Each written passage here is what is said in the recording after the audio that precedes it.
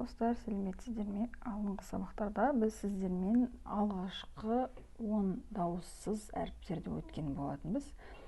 5-5-тен бөліп өттік. Алғашқы бірінші сабағында 5 әріп, кейінгісінде 5 әріп. Енді біз барлығы 14 дауыссыз әріптің қалған 4-еуін өтеміз бүгінгі сабақта.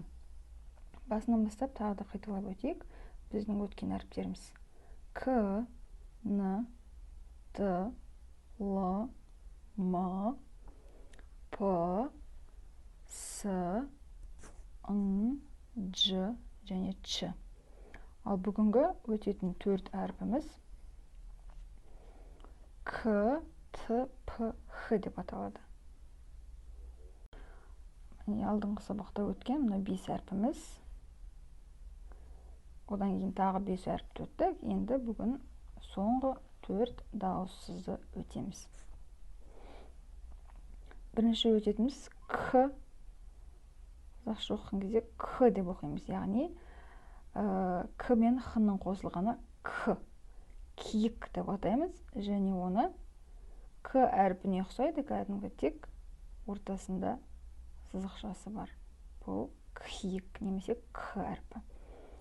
Келесі Т әрпінің ұқсайтын, бірақ Т мен Х-ның қосылған Т.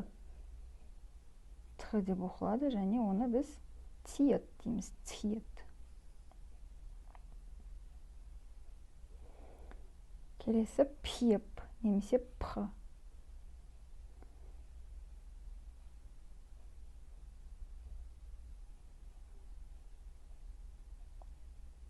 Кәдімгі біздің П әрпіне ұқсайды, тек басында таяқшасы бар, немесе рим сандарының 2 деген санына ұқсайды. Және соңғы өтетін дауыссыз дыбысымыз хиет немесе Х әрпі.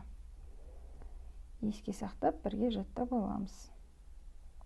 Төбесінде таяқшасы бар және дөңгелек.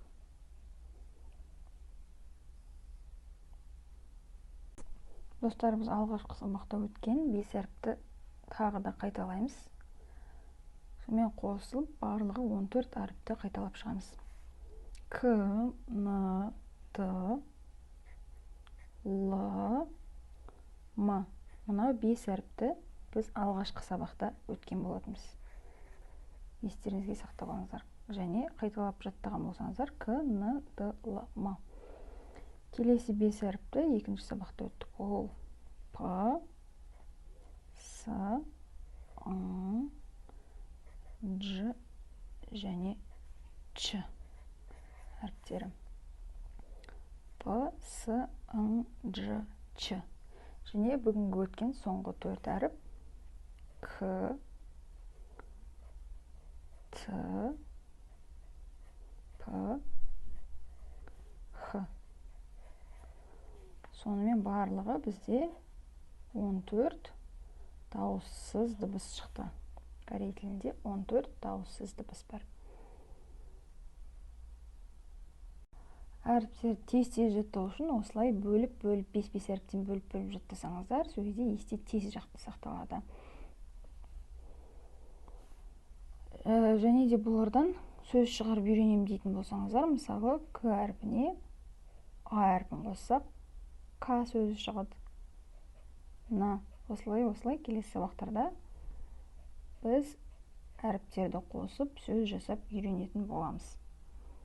Ал әзірге осы 14 дауыссызды жаттап,